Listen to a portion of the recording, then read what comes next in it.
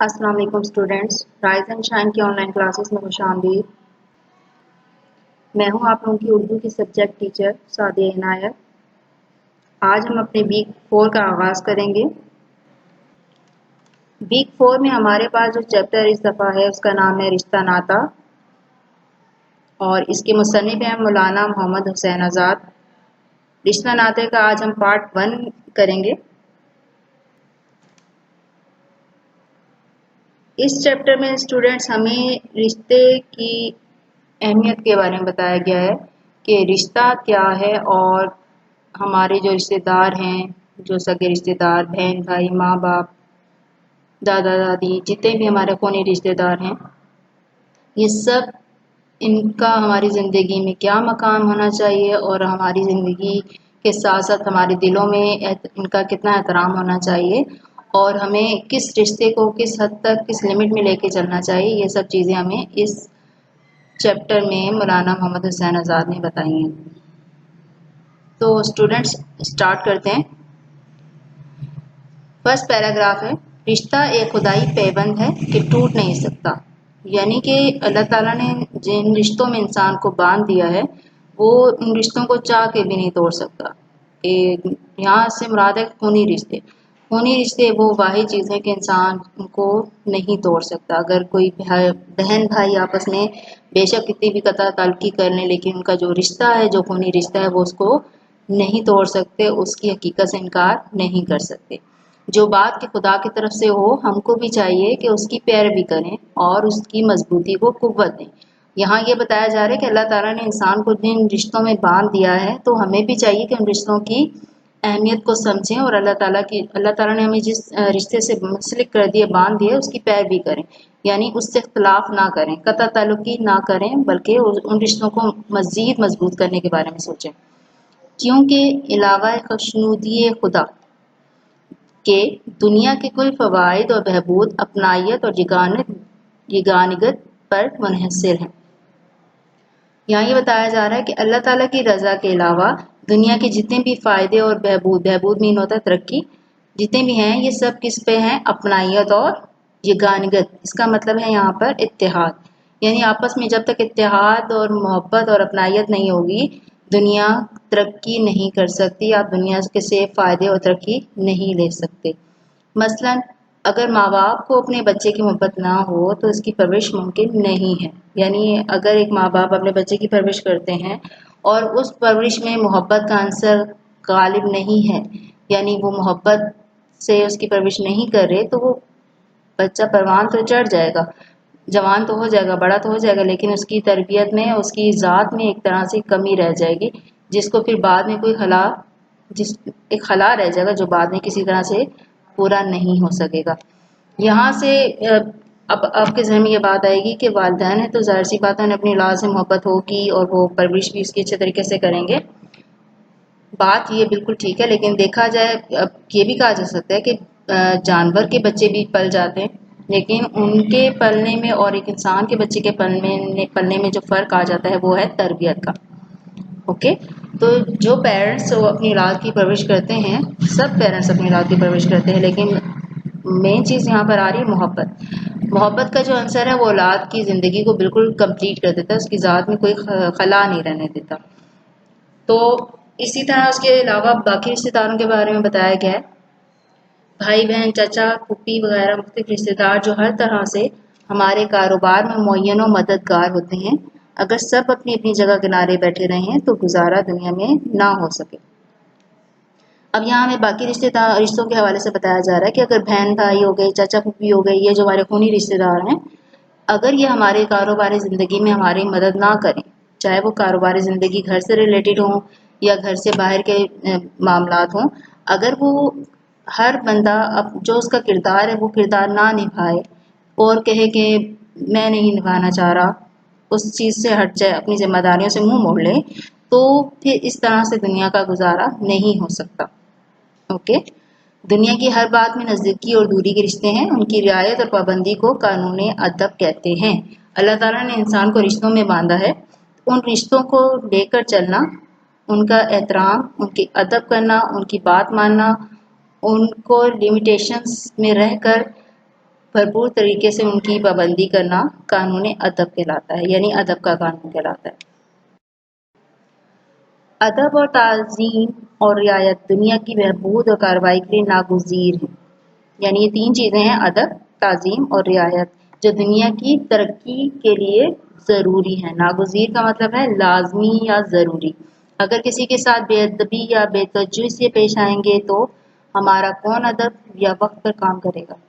यहाँ पे अभी हमें ज़िंदगी का बहुत हसीन फार्मूला बताया गया है कि अगर आप किसी के साथ बेअदबी कर रहे हैं, किसी के साथ इज्जत से पेश नहीं आ रहे या किसी को अहमियत नहीं दे रहे, इज्जत नहीं दे रहे, तो आप ये उम्मीद कैसे कर सकते हैं कि वो आने वाले वक्तों में वो इंसान आपका अदब करेगा या आपके किसी काम आएगा। तो यहाँ हमें ज़िंदगी का कुलिया बताया गया है कि अगर आप आज किसी के काम आ रहे हो, किसी की मदद कर रहे हो, किसी के साथ अच्छा कर रहे हो, तो कल आपके साथ भी कोई अच्छा करेगा। ठीक है। आजकल एक ऐसा नाजुक ज़माना है कि जिन पर तरह-तरह से हमारे हकूक़ साबित हैं, वो भी उनकी तरफ लिहाज़ नहीं करते। चाहे जाए कि हम उनसे बरख़िलाफ़ी करें, यकीन है कि हमारी ज़िंदगी दुश्वार हो जाएगी।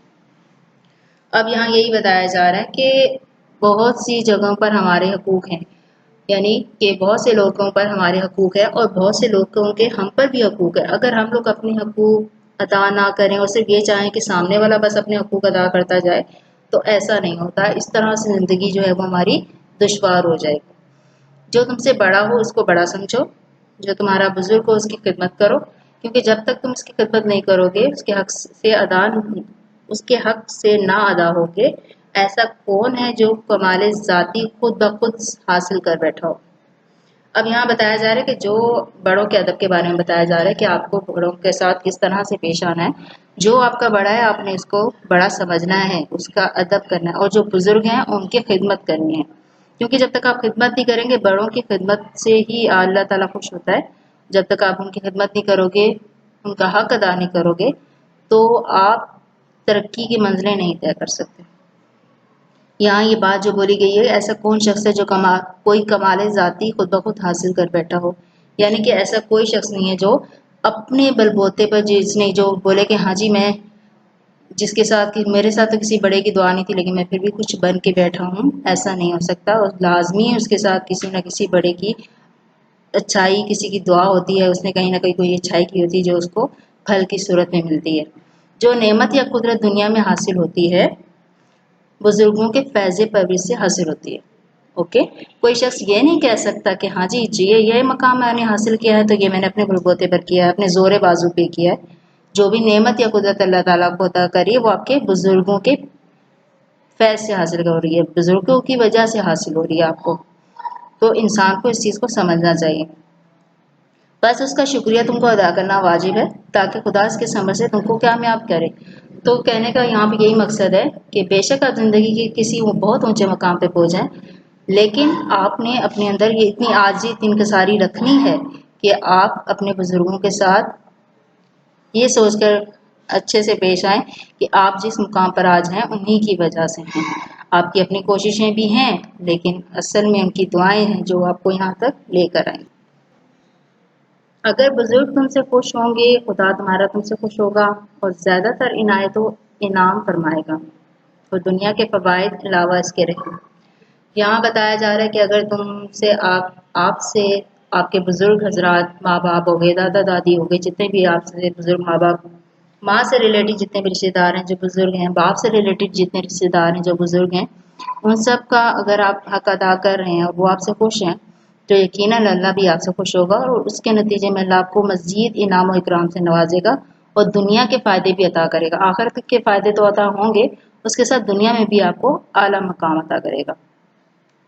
उसमें से एक लुत्फ ये भी होगा कि जब तुम बड़े हो जाओगे तो इसी तरह तुम्हारे खिर्द तुम्हारी खिदमत करेंगे। अब यहाँ ये भी बताया जा रहा है कि फ़ायदे तो हैं, और दुनिया में भी फ़ायदा मिल रहा है आपको, आखिरत में भी फ़ायदा मिल रहा है, लेकिन सबसे जो हसीन फ़ायदा है, सबसे मज़े का जो फ़ायदा आपको हासिल होगा वो ये होगा कि जब आप उस स्टेज पर आ जाओगे, बुजुर्गों की स्टेज पर, जब आप बूढ़े हो जाओगे, तो जो सलूक आपने अपने वालिदैन के साथ किया होगा, आपकी औलाद भी आपके साथ वैसा ही सलूक करेगी। तो अगर आपने अच्छा सलूक किया होगा तो आपके साथ भी अच्छा सलूक होगा, और अगर आपने बुरा सलूक किया होगा उनके साथ तो आपके साथ भी वही सब दोहराया जाएगा। बस ये सिलसिला खिदमत गुजारी और बहरायाबी का दीन और दुनिया में इसी तरह जारी रहेगा। तो कहने का मकसद ये है कि ये सिलसिला रुकता नहीं है, चलता जाता है। आज आप अपने वालिदैन की खिदमत करें, कल आपकी औलाद आपकी खिदमत करेगी, कल उनकी औलाद उनकी खिदमत करेगी। और अगर आज आप ये काम नहीं करें तो कल आपकी औलाद भी यही नेगेटिविटी लेकर चलेगी और ये सिलसिला फिर चलता रहेगा। ठीक है, अगर आप इस सिलसिले को पॉजिटिव लेकर चलें, अच्छे काम करके चलें, बुजुर्गों के साथ अच्छी तारीख रकम करके चलें, तो आपकी औलाद भी यही करेगी और ये सिलसिला दोनों जहां की राहत और नेमत हासिल करने का सबब बनेगा। ओके, इसके बाद है, अगर तुम अपने माँ बाप से खुदसर रहे तो अजब नहीं कि तुम्हारी औलाद भी तुमसे सरकश रहे। अब यहाँ पे यही बताया जा रहा है जो मैं पहले ऊपर आपको डिफाइन कर चुकी हूँ कि अगर तुम वालिदैन से सरकश रहे यानी उनके नाफरमान रहे, उनकी बात नहीं मानते रहे थे, तो उस वक्त ना अक्लमंदों के नज़दीक ना खुदा की जनाब में कहीं तुम्हारा दावा पेश किया जा सकता है, क्योंकि तुमने अपने बुजुर्गों से क्या सलूक किया जो आज अपने खुर्दों से तवक्को रखते हो। अब यहाँ पे ज़िंदगी का एक बहुत बड़ी हकीकत बताई गई है कि अगर तुम अपने वालिदैन से सही रवैया अख्तियार नहीं करते थे तो फिर कल को तुम कहीं पे भी ये दावा, कोई भी तुम्हारे लिए आवाज़ नहीं उठा सकता कि हाँ जी तुम्हारी औलाद तुम्हारे साथ बुरा कर रही है तो क्यों कर रही है। क्योंकि जब आपने अपने दौर में अपने वालिदैन के साथ अच्छा नहीं किया तो आप ये उम्मीद भी नहीं रखें कि आपकी औलाद जो है, खुर्द से मुराद यहाँ पर औलाद है, आपकी औलाद आपसे अच्छा सलूक करेगी। ये मुफीद कायदा दुनिया में इसलिए बांधा गया कि जिस शख्स को बुजुर्ग की ताज़ीम की आदत होगी वो खुदा की इबादत भी दिल से करेगा। अब यहाँ एक और कायदा बताया गया, एक और पहलू दिखाया गया इस चीज़ का कि बुजुर्गों के साथ अच्छा सलूक वही इंसान कर सकता है जो अल्लाह ताला से जिसका रिश्ता मजबूत होगा, जो अल्लाह ताला के करीब होगा। अल्लाह ताला के जो करीब होगा उसके दिल में अपने बुजुर्गों के लिए खुद ब खुद उनसियत, खुद ब खुद चाहत पैदा होगी और उसका दिल खुदा की इबादत में भी लगेगा। जो माँ बाप के हकूक परवरिश और मेहनत को ना मानेगा वो खुदा के हकूक नेमत को क्या पहचानेगा, जो कि आंखों से भी गायब हो, देता लेता हो, दिखाई भी नहीं देता। जी, यहाँ ये बताया जा रहा है कि हमारे माँ बाप अपनी ज़िंदगी वक्फ कर देते हमारे लिए, हमें हर तरह की आसाइश देने के लिए वो एक तरह से अपना आप लुटा देते हैं। अगर हम इंसान जो हैं उनकी परवरिश और हकूक़ परवरिश और मोहब्बत का को नहीं माने, उनकी मेहनत को ना माने कि आपने हमारे लिए किया ही क्या है, तो फिर हम ये कहा जा रहा है कि मुसन्निफ़ ने कहा कि जब हम माँ बाप के जो कि सब कुछ हमारे सामने है, उन्होंने हमारे लिए क्या किया, हमें बड़ा किया, जवान किया, हमारे लिए आसानियाँ पैदा की जितना हो सकता था उनसे, अगर हम उनकी मेहनत और परवरिश को झुटला सकते हैं तो फिर हमारे लिए तो ये भी बाइद नहीं कि हम अल्लाह ताला को भी झुटला दें, क्योंकि वालिदैन तो हमारे सामने थे ना, सब कुछ उन्होंने किया हमारे सामने, हमारी आंखों से हम देख भी रहे हैं। जब हम अपनी आंखों देखा झुटला सकते हैं तो फिर अल्लाह ताला से क्या उम्मीद, अल्लाह ताला को झुटलाने की भी कर सकते हैं, क्योंकि हम अल्लाह ताला की नेमतों को कैसे पहचानेंगे, वो तो हमें दिखाई भी नहीं देता। ओके, मेन पॉइंट यही था कि जब हम अपने वालिदैन का आंखों देखा इतना सब कुछ किया झुटला सकते हैं तो फिर हम अल्लाह ताला को भी बिल्कुल नहीं पहचान सकते, क्योंकि वो तो हमें वैसे भी नज़र नहीं आता, हम तो उसको उसकी इनायतों से, उसकी नेमतों से पहचानते हैं ना। तो जब हम आंखों देखा नहीं पहचान रहे तो हम अल्लाह ताला को भी नहीं पहचान सकते। अव्वल मर्तबा बुजुर्गी का दुनिया में खुदा का है, यानी सबसे पहले जो बुजुर्गी दुनिया में एहतराम, सबसे आला मर्तबा जो दुनिया में है वो अल्लाह ताला का है, जिसने हमें पैदा किया, इस दुनिया को पैदा किया और जो तुम्हारी ज़रूरियात से माला माल है, उस दुनिया को पैदा किया जहाँ पर हमारी हर तरह की ज़रूरत मौजूद है। उस माबूद की इबादत और इताअत बहरहाल वाजिब और फ़र्ज़ ऐन है। यहाँ बताया जा रहा है कि सबसे अव्वल जो मर्तबा है जिसकी हमें बात माननी चाहिए, जिसका हम पर हक है कि हम उसकी बंदगी करें, बात माने, वो अल्लाह ताला की ज़ात है और उसका कहना मानना, उसकी इबादत करना, उसकी फरमाबरदारी करना तो हमारा फ़र्ज़ है। उसके बाद है दूसरा मर्तबा उनका जो दुनिया में ज़रिया हमारे पैदाइश और परवरिश का है, यानी हमारे माँ बाप। अब यहाँ ये बताया जा रहा है कि कैटेगरी बताई जा रही है कि सबसे पहला मर्तबा जिसकी हमें बात माननी चाहिए, जिसकी बंदगी करनी चाहिए, वो कौन सा है? अल्लाह ताला। उसके बाद अल्लाह ताला के बाद जो है दूसरा मर्तबा वालिदैन का है कि हम उनकी जितनी भी अताअत व ताज़ीम करें वो कम है। हमें उनके अल्लाह के बाद दूसरा मर्तबा जो है वो माँ बाप का है, तो ये कोई कम छोटी बात नहीं है। तो हमें उनकी जिस कदर मुमकिन हो अताअत करनी चाहिए और उनके हुक्म जो हैं वो हमारे ही फ़ायदे और आराम के लिए हैं। ये नहीं होता उनका अपना, उनके हुक्म में हमारा ही फ़ायदा होता है, उनका कोई अपना ज़ाती फ़ायदा नहीं होता। लेकिन यही बात है कि हम लोग उस वक्त उस स्टेज पे नहीं समझते नहीं हैं इस चीज़ को और उनकी बातों को अहमियत नहीं देते। उनके खुश करने से खुदा खुश होता है और दर हकीकत वो अपनी अताअत उन्हीं अमूरात में चाहते हैं जो हमारे वास्ते दीन और दुनिया में बायस राहत और आराम है। अब यहाँ ये कहा जा रहा है कि वो अगर हमसे कुछ मनवाना चाह रहे होते हैं या हमसे कुछ कह रहे होते हैं करने के लिए, तो उनका अपना कोई इसमें ज़ाती मुफाद नहीं होता। वो हमें वही काम करने को कह रहे होते हैं जो उनकी नज़र में हमारे लिए दीन और दुनिया दोनों में आराम और सब सुकून का बायस हो। वो नाना खासा कोई वालिदैन ऐसे नहीं होते जो चाहें कि हाँ जी उनकी औलाद जो है वो गलत रास्ते पे चले या खुदा को नाराज़ करे। तजर्बे से मालूम होता है कि जो लड़के अपने माँ बाप की दात में रहे वो साहिब इकबाल होते हैं। साहिब इकबाल से मुराद खुश नसीब हैं। ठीक है, जो बच्चे अपने माँ बाप की अताअत करते हैं, बगैना मानते हैं, उनकी हर बात में जी कहते हैं, वो जो है वो साहिब इकबाल होते हैं, खुश नसीब होते हैं। और जो उनसे बरगश्ता रहते हैं यानी उनकी बात नहीं मानते, उनसे नाराज़ रहते हैं, वो हमेशा बद इकबाल और ज़लील ख़वार होते हैं। बद इकबाल बेनसीब होते हैं और हमेशा ज़लील ख़वार रहते हैं। अगर ज़माने के हालात की तरफ गौर करें तो हज़ारों मिसालें इस तरह की नज़र आएंगी कि आपने देखा होगा कि जिन लोगों ने अपने माँ बाप की इज़्ज़त नहीं की, उनको रुस्वा किया, तो आने वाले वक्तों में उनकी औलाद भी उनके लिए रुसवाई का सबब बनती है।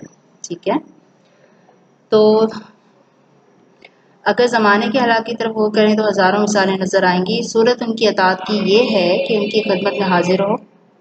यहाँ ये बताया जा रहा है कि वालिदैन की अताअत किस तरह की जाए, क्या सूरत है। पहला तो यह है कि उनकी खिदमत में हाजिर हो, यानी कि जितना मुमकिन हो सके उनकी खिदमत करो, उनकी मर्ज़ी और खुशनुदी की जस्तजू रखो, यानी कि ये हर वो काम करने की कोशिश करो जिससे आपको लगे कि वो खुश होंगे। ओके, जस्तजू रखने का मतलब ये है कि हर ढूंढ के खुद से सोचना कि मैं क्या ऐसा करूं कि मेरे माँ बाप खुश हो गए, क्या ऐसा करूं जो उनको अच्छा लगेगा। वो काम करें जो उनके लिए खुशी और जो उनकी मर्जी का हो। ओके, अगर इस तरह ना मालूम हो तो अर्ज करके दरियाफ्त कर लें। और अगर आपको नहीं मालूम हो पा रहा कि वालिदैन की खुशी किस चीज़ में, वो क्या चाह रहे हैं, वो किस तरह से खुश होंगे, तो आप उनसे पूछ लें और उसके बाद वो काम कर दें ताकि वो खुशी महसूस कर सकें। अगर इत्तफाकन किसी सबब से उन्होंने एक काम को ना कहा हो, यानी कि बाज़ औक़ात ऐसा होता है कि वालिदैन हम अक्सर हमारा ख्याल करते हुए कुछ चीज़ चाह भी रहे होते हैं लेकिन हमसे वो नहीं कहते। लेकिन अगर आप समझ रहे हो, आपको एहसास हो रहा है कि हाँ जी मेरे वालिदैन ये चाह रहे हैं, तो आप खुद ब खुद उस चीज़ को कर लो ना, उस चीज़ को अंजाम दे दो ताकि वो खुश हो जाए। बिना कहे भी अगर आप उन वालिदैन को कोई काम करें तो ये उनके लिए ज़्यादा खुशी की बात होती है। ओके, तो स्टूडेंट्स ये था हमारा आज का टॉपिक पार्ट 1 जो कि मैंने आपके सामने डिफ़ाइन किया है। पार्ट 2 के साथ नेक्स्ट डे में हाजिर होंगी मैं आपके सामने। तब तक अपना ख्याल रखिएगा। अल्लाह हाफ़िज़।